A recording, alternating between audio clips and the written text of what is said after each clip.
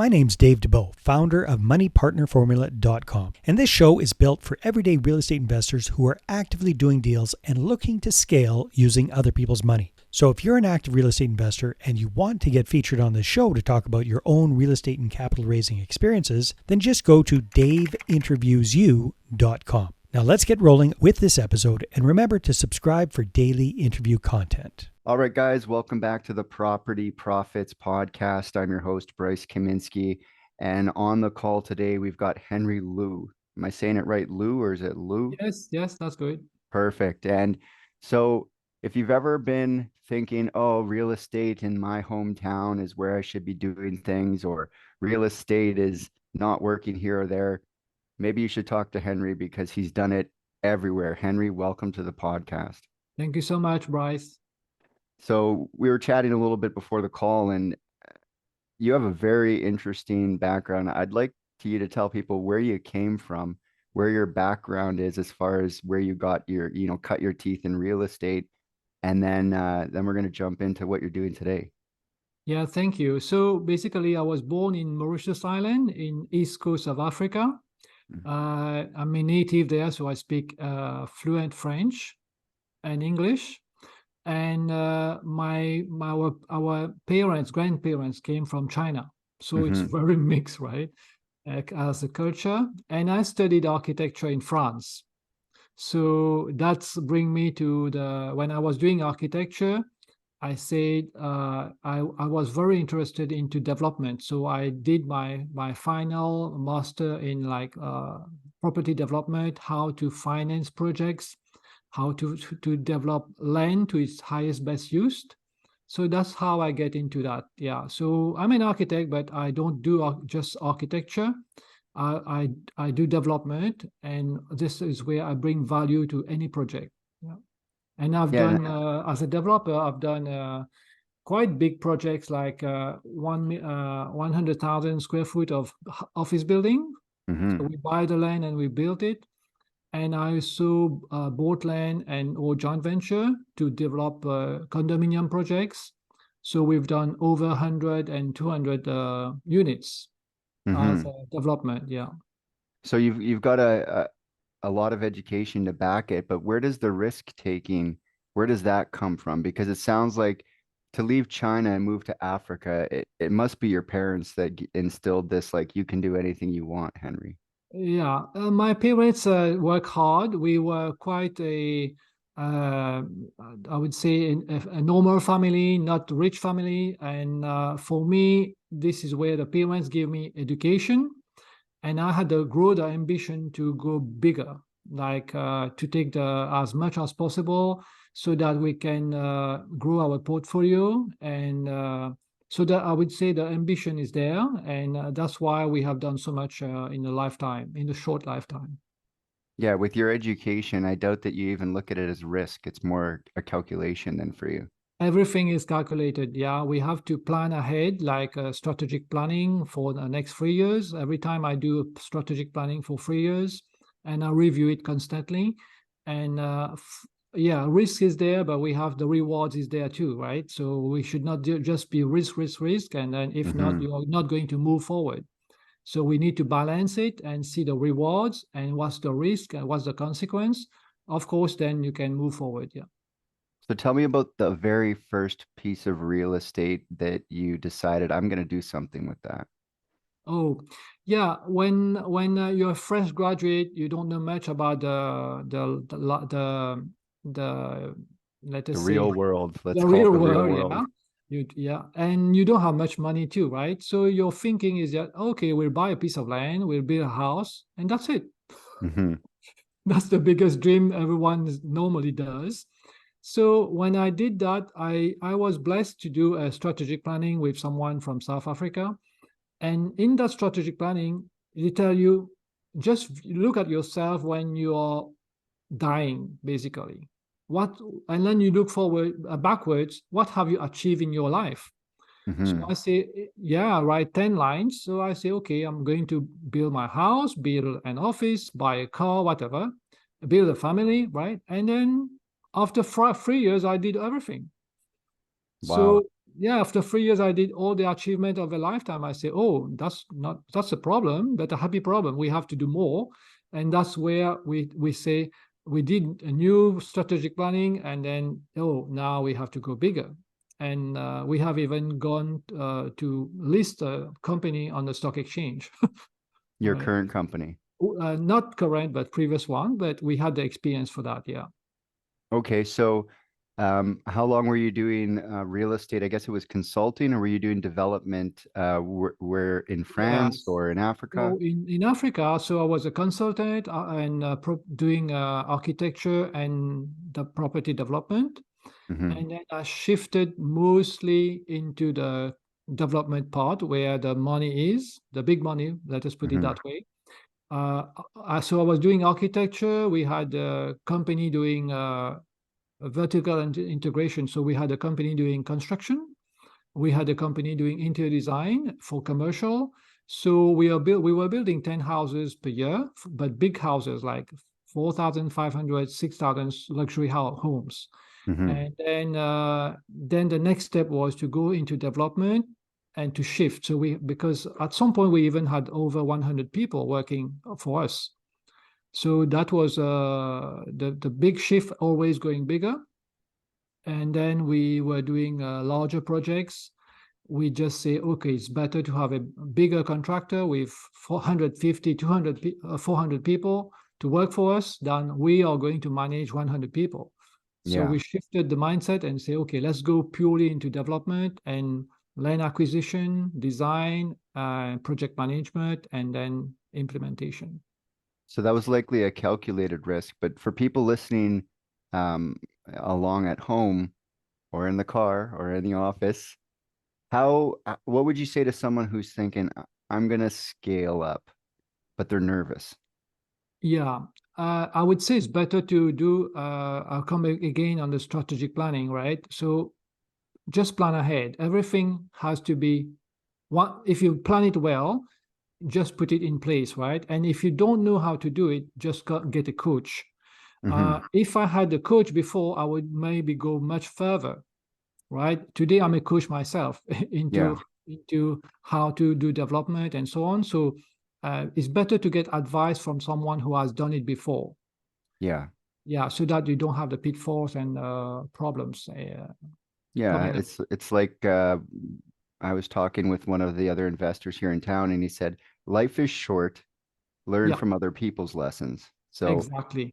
you got the education through school, and I really like the fact that you focus on your 3-year strategic planning. So that kind of brings us up to now. You are, if people are seeing on the video, we've got a picture of what you're doing right now. So tell us a little bit more about how you got into that property, and we'll transition. So you sold your place in Ontario, and then let's tell Yeah, us the story.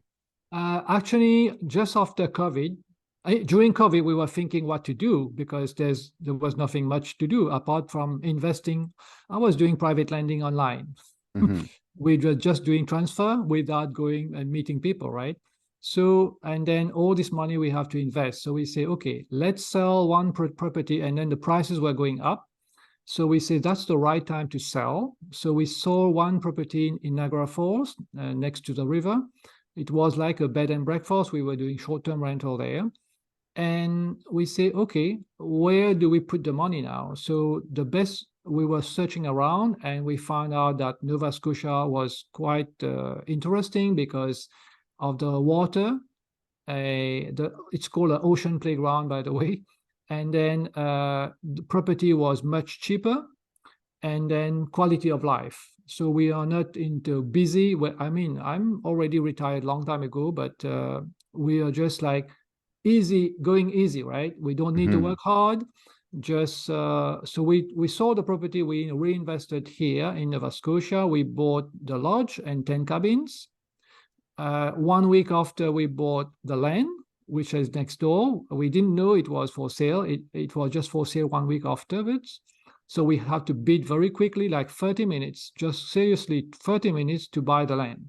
So you had other people biting at it as Yeah, there well. was yeah, there was two other offers, and I had to bid them. And I say to the seller's agent, are you okay to be sellers and buyer agent? They say yes. I say, okay, go ahead. Got to grease the wheels a little bit. You know, when their name's on Exactly. the offer twice, you might just get accepted. Exactly. So I say, okay, we just took the land off, and then within the next 3 to 6 months, we bought another two properties nearby, like 10 minutes, 20 minutes, again for short-term rental. So what we do is that we have a cluster of rental properties, whether the people coming for 2 people or 10, or even a group of 40, we can accommodate them. So Right? how did you get into short-term rental? Oh, interesting question, right? When I was in Niagara Falls, we had a few duplex, triplex, fourplex.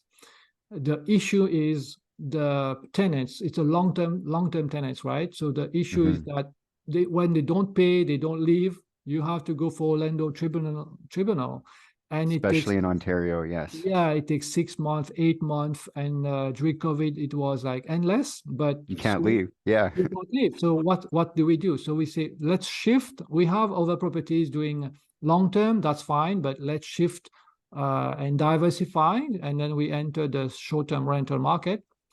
We are the biggest here where we are in the Eastern Shore. And it's not only an idea, because we had experience before. Where we come from, we already were doing short-term rental on the beach.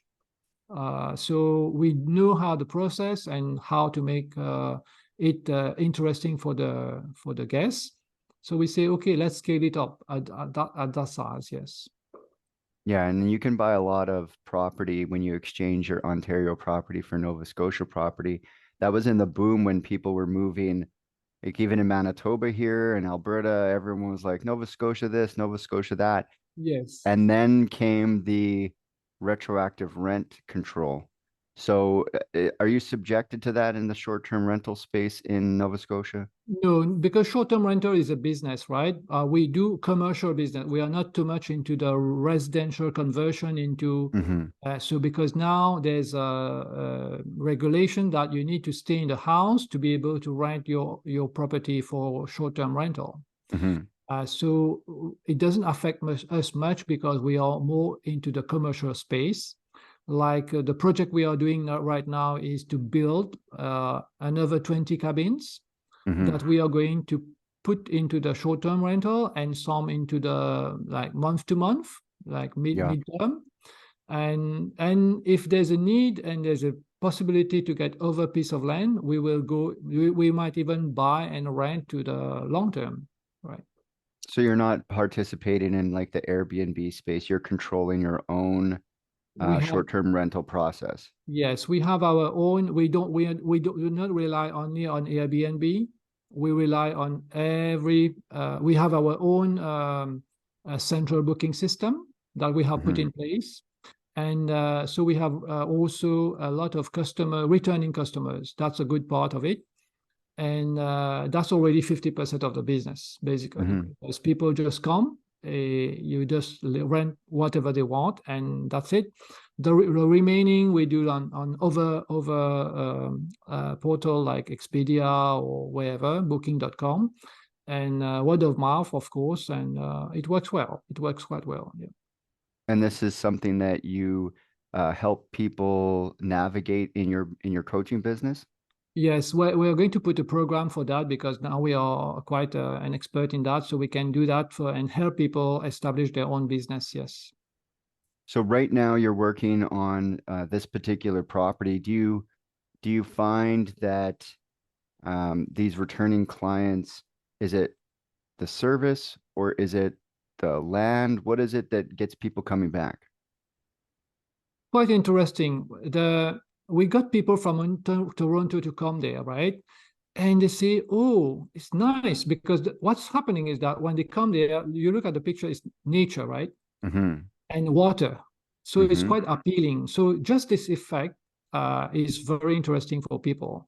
And then we have the local people during weekends, they just want to leave the town 30 minutes away, just go there, and or 20 minutes away, just go and chill and do the fire barn next to the water, and then just an escape for them, right? So a staycation, and that's very interesting for them. Another customer clientele we have is weddings. So people, Okay. when they are having wedding in the area, there is no place to stay basically. That we are not in the city, we are out of the city. So that's why we say we are the biggest supplier in the area, because we can hold up to 40 over 40 people.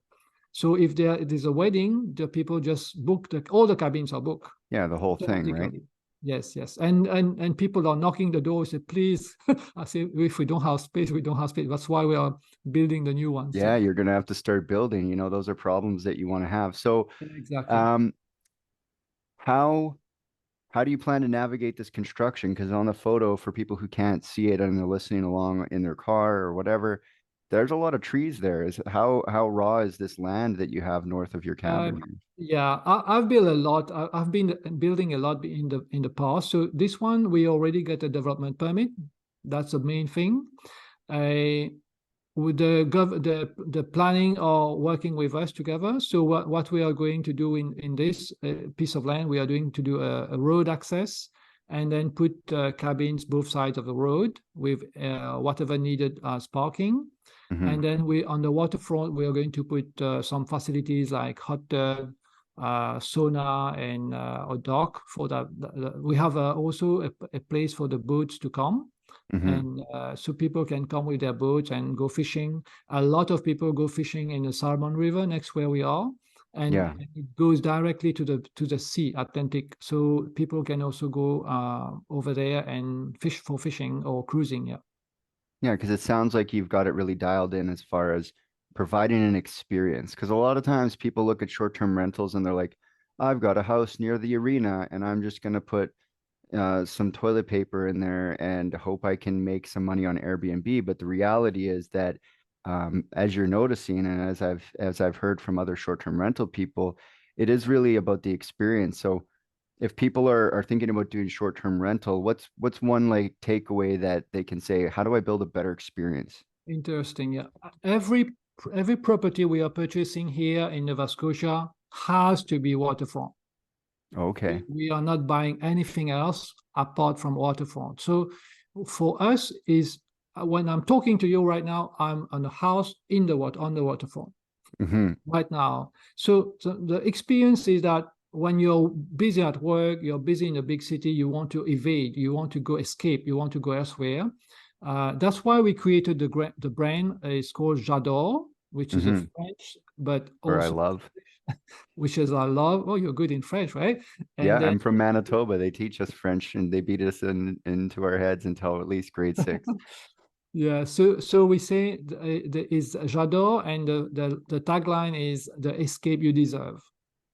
Yeah, So because if that's you think about Toronto, yeah. um, it's just the same condo, 30 stories, glass everywhere. You might not see water at Yeah, you all. won't unless you're in the on the waterfront. So yeah, that's where we want the people to be, and that's where we like to be, and that's why we are here. So our development has to get waterfront. That's number one, and here we have it everywhere. The second thing is that we have to put facilities for them to enjoy. So even having hot tub and sauna, we Hmm. also have canoe, pedal boat. So the people come and they can rent, or they can go ahead and bring their own too, Hmm. and people like that. Bonfire is something that they like to. They like to be around, drinking their beers Hmm. and Hmm. holding That's a their very hands. Canadian thing. Definitely Yes. bonfires and beers. So it sounds a little bit like you like where you have built. Did you Oh build yeah, this for yourself? yeah. You were It's looking for an escape, perhaps. exactly because yeah, really during COVID there was nothing to do apart from looking at Netflix, right? Hmm. So Hmm. we were talking with my wife and say, what do we do next? So let's move, let's escape ourselves, right, to somewhere that is nicer. And the good thing here is that when we come here, we have to integrate the community, right? Like now, my wife is in Lions Club. Hmm. I'm in the CBDC, like entrepreneurship program to give Yep. loan for entrepreneurs. So I'm in the board of director. So we try to integrate the community and try to help as much as possible also, yeah. Yeah, because it looks like under this future expansion, you were talking a little bit about opportunities for people to participate in that. If you want to touch on that a little bit. Okay, yeah, we are building 22 cabins. So what we are going to do is that I'm going to provide all the infrastructure, the road, septic tanks, the well, everything electrical, so that everything is connected. I'm also going to provide the cabin. So I'm actually negotiating with the manufacturers and to build cabins as per our design. And then so the investors can just it will be like a co-ownership. They can just buy the cabin, and then we were going to manage it for them from A to Z. So they don't have anything to do. It's going to be furnished. It's going to be rented. It's just an investment opportunity for them. Yeah, and Okay. they can come on holiday also if they want. And Yeah. And and run around in the canoe and hit yeah, the bonfire up. So exactly. if people want to get in contact with you, because time flies when we're having fun, how can they reach out to Henry and become either, book at your place or, become part of your ecosystem? Yeah, so our brand is J'adore, and our website is www.jedore, Geddore, lodge.com. But if they want to just email me, they can just email me at Henry Loo at HenryLoo 68 @gmail.com. Okay, perfect. Well, Henry, it's been amazing talking to you. That's a story that I will probably never forget because you've traveled the world and you've made your mark several times over. So I hope to accomplish half of what you have accomplished so far, and good luck with your future expansion of your lodge. Thank you, but why don't you go double where I have been, right? Yeah, 3 times. Everything I'll is plan my possible. 3 years out, like you said. I'll look 3 years. I'll plan it out. Risk is about planning. That's the big takeaway from Henry here. So Yeah. until next time, guys, I'll see you on the next podcast. Thank you. Thank you so much. Hey there, I really hope you enjoyed that episode. And as always, if you want to listen to more daily interview content, make sure you subscribe. And if you're an active real estate investor and you're doing deals and you'd like to get featured on this show, then just head over to daveinterviewyou.com. Now at moneypartnerformula.com, we help real estate investors to create a process for predictably getting capital so they can do more deals without relying on hard money lenders or the banks. We do this by building them a private capital marketing system. Now, if you want help turning yourself into a big money capital attraction machine, then book a call with our team to see how we can help. Just visit moneypartnerformula.com to find out more. All right, take care, and we'll see you on the next interview.